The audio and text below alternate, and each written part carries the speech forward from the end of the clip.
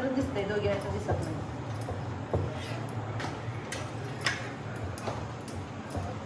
मेरे सभी भाइयों और उनकी बहनों नमस्ते. जाओ अपने अपने घर. आप जाओ अपने अपने घर. ये इसकी छोटा है. इथं ना अहो आस्ताला भाषण शिकवत होते कसं बनवायचं. दोघांची नटखट मजा मस्ती चाललेली. कारण इथं ना राधा रडत होती, वाफ घ्यायची चालू होती तिला. आणि राधा समोर आता या दोघांना बघून निवांत बसली होती कारण वाफ घ्यायला. नाहीतर अशी थांबत नाही, ती लगेच रडायला चालू करते वाफ घ्यायला. आता या दोघांची तब्येत खराब असल्यामुळे या दोघांना पण संध्याकाळी वाफ द्यायला लागते, औषधं द्यायला लागते, जरा एक्स्ट्रा काळजी घ्यायला लागते. आणि त्यात आज ह्यांचा बड्डे होता, त्यामुळे रात्रीच्या 12 वाजेपर्यंत आम्ही सगळे जागे होते. स्पेशली आरव आणि आस्था जागे होते. Thank you so much. बघू आम्हाला पण दिसू द्या, बघू काय चाललंय. अरे हमको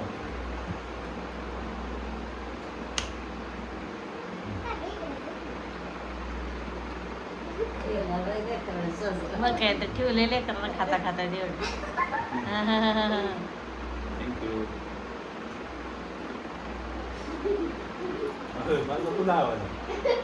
बस बस बस.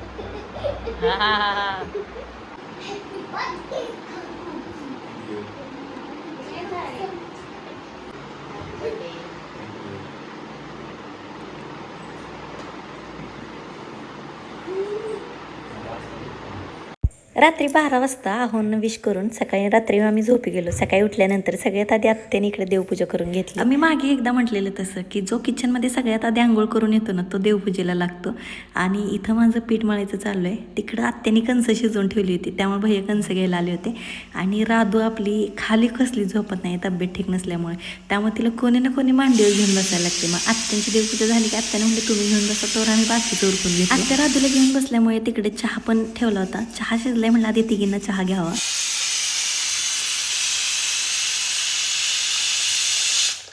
कसं आहे रोज चहावर दणका. होय अगं थोडं दूध टाकूया का? हा पुरायचं नाही वाटते. हा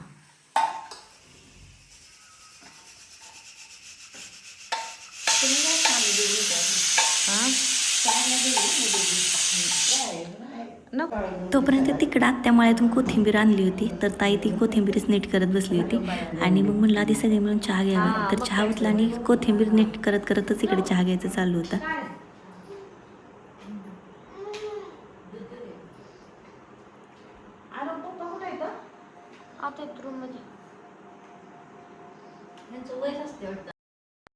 इकडे ना आमच्या आस्था मॅडम रुसून बसल्या होत्या, त्यामुळे ना इकडे रुसवा काढायचं पण काम होतं, अधूनमधून चालू होतं.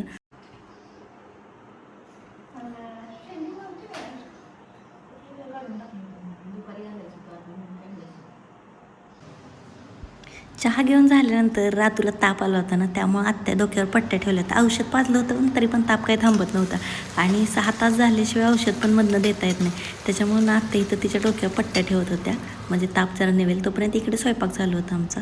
आज आहोंचा बड्डे होता, तसा त्यांना पण बड्डे करायचा काहीच मूड नव्हता, कारण आयुष ॲडमिट होता ना, ते आयुषसोबतच दवाखान्यात होते. म्हटलं आज ठीक आहे, म्हणजे ते म्हणतात ते बड्डे नाही करायचं, पण थोडं तर काही स्पेशल वाटावं म्हणून ना इकडे दाढ तडका बनवत होते. आणि त्यांच्या बड्डेचं पण असंच होतं की मागच्या 2-3 वर्षापासून असं होतं की हॉस्पिटलमध्येच त्यांचा बड्डे होते. कोण ना कोणी आजारी असतात आणि ते हॉस्पिटलमध्ये असतात, त्यामुळे म्हणतात माझ्या बड्डेला काही मुहूर्तच नाही. मग त्यात आज आयुष आजारी होता, त्यांना पण कणकण आली होती, राधा आजारी आहे, त्याच्यामुळे बड्डे करायचाच नाही असं त्यांनी मला सांगितलेलं. पण तरी पण मी म्हटलं चला आता डाळ तडका तर बनवून घेऊ, जरा थोडी त्यातल्या त्यात वेगळी भाजी बनवावी. अजून ते हॉस्पिटलमधून यायचे आहेत, भैया गेलेत त्यांच्यासोबत, 2 जण गेलेत. आता हे संध्याकाळी हॉस्पिटलमधून येतील तेव्हा मग संध्याकाळी आपण केक कटिंग करायची.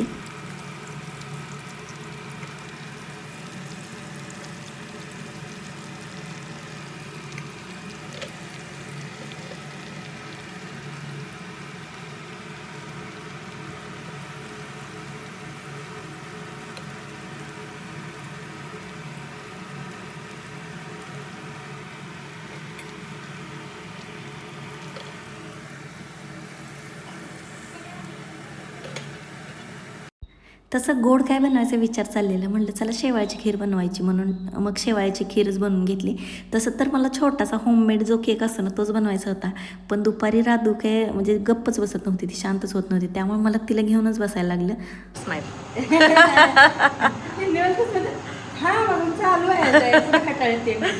म्हणजे चालूच होता पण मी झूम केलता, मग तुझं अर्ध डोकं वर गेलं ना. मग स्माईल वेस्ट गेली तुझी, म्हणून परत एकदा घेतली.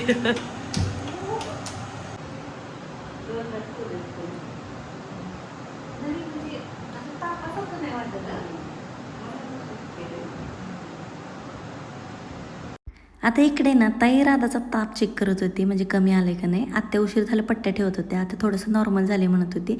आणि इकडे मी साखर नॉर्मल टाकली खिरीला तरी पण चालते, पण मेल्ट करून साखर टाकल्यानंतर त्याचा एक फ्लेवर वेगळाच लागतो. तुम्ही एकदा नक्की ट्राय करून बघा.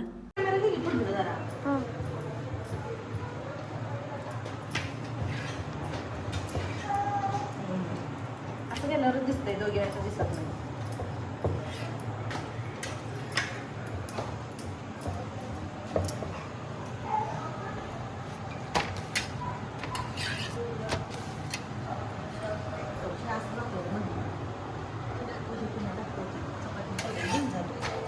आता डाळ तडका बनलाय म्हणल्यावर जिरा राईस तर बनायलाच पाहिजे. कोथिंबीर पण ताजी ताजी होती, त्यामुळे जिरा राईस बनवून घेत होती ताई.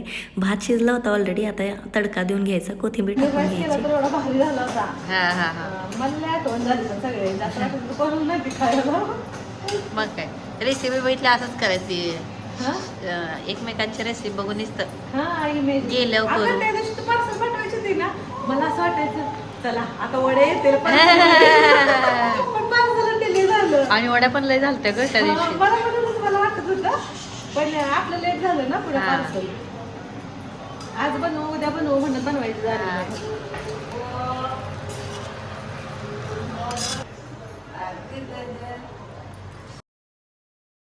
इकडे ना आपण जिऱ्याचा तडका देऊन गेल्यानंतर गॅस बंद केला आणि नंतर मग कोथिंबीर टाकून घेतली.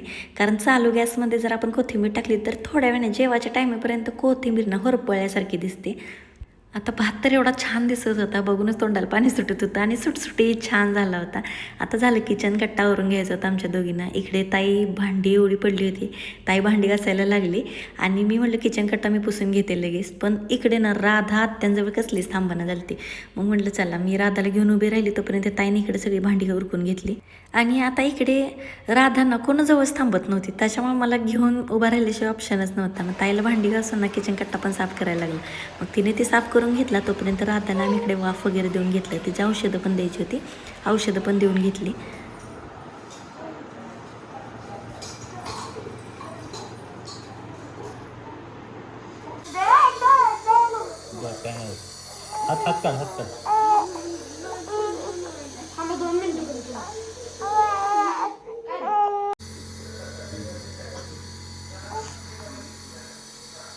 उद्या अजून परत हॉस्पिटलला जायचं असल्यामुळे ना आयुष्या हाताला अजून सलाईनची सुई तशीच होती. पण आता इकडे त्याला जेवायला घेतलं, आधी वाफ देऊन घेतली, मग आम्ही सगळी मिळून इथं जेवायला बसलो.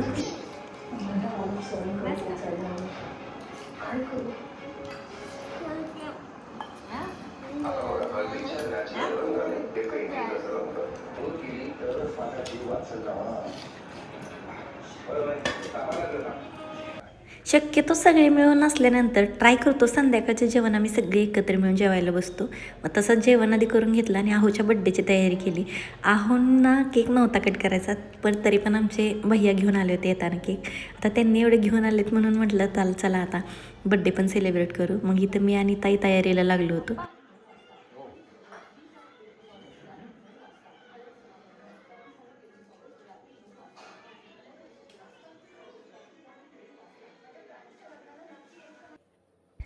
आपल्याकडे ना अशी पद्धत आहे, औक्षण केल्याशिवाय ना कोणता बड्डे पूर्णच होत नाही. त्यामुळे इथं आत्याने सगळ्यात आधी औक्षण करून घेतलं. आई झोपला होता, पण आस्था दिदी होती केक कट करायला, त्यामुळं ना सगळ्यांच्या बड्डेसोबत आस्था दिदीचं पण परत डबल एकदा औक्षण होतं. आता पोरं दोघं आजारी असल्यामुळे त्यांना मूड जरी नसला ना बड्डे करायला, पण भैया एवढं केक घेऊन आले होते म्हणून ते रेडी झाले ते बड्डे करायला. म्हणून त्यांना विचारलं तुम्हाला काय गिफ्ट हवं आहे ते तर सांगा. मग त्यांचं म्हणणं होतं की राधा आपल्या आयुष्यात येणं हेच आपल्याला आयुष्याने खूप मोठं गिफ्ट दिलं आहे, त्यामुळे मला आत्ता काहीच गिफ्ट नको. नेहमी तर असंच वाटायचं की खूप नशिबवान लोक असतात त्यांच्याच घरी मुलगी होते किंवा त्यांनाच मुलगी होते. आम्ही त्यात आहोत की नाही आम्हाला असं वाटायचं, पण नशिबाने आम्हाला मुलगी झाली आणि या वर्षीचं हेच खूप मोठे गिफ्ट आहे त्यांच्यासाठी असं त्यांना वाटत होतं. आणि आमच्या आस्था दीदीला पण ही खंत नाही राहिली की शेअरिंग करायला बहीण पाहिजे म्हणून. तर राधा असल्यामुळे ह्या दोघी पुढे जाऊन खूप मिळून राहतात. आणि आस्थाचं नाही का काकाला औक्षण करताना पण जसं जसं मम्मानं काकीनं आजीनं केले ना तसंच सेम करायचं असतं. ऑब्झर्वेशन खूप जोरात आहे तिचं, सगळं तिला माहीत असतं. तर सेम तसाच औक्षण करून घेतलं तिनं पण. आणि आता औक्षण करून झाल्यानंतर केक कटिंगला बसले हे दोघं पण. आणि तसं तर आयुष जर जागा असताना तर आयुष्याने हे दोघं जण बसले असते, पण आयुष झोपला होता, औषध गोळ्या घेतली त्याला गुंगी आलती. तोपर्यंत इकडं आम्ही केक कटिंगला घेतले, चालू केलं.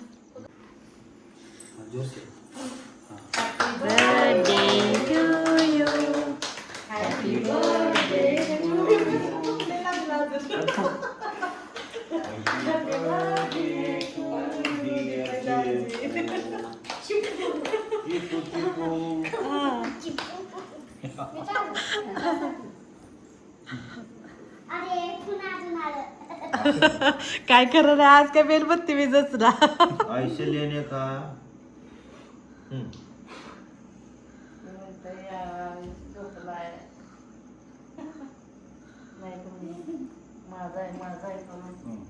थांब घे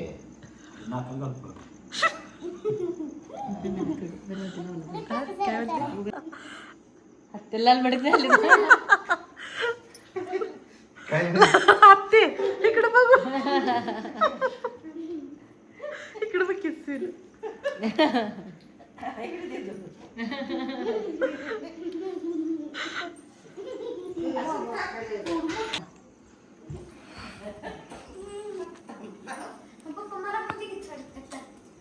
थांबा की थांबा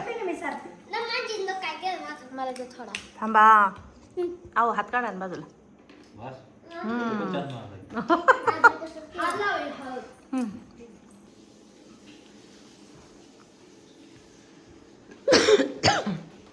उरलं सुरलेलं सगळं असं काढायचं खायचं आता. क्रीम लागले पडा.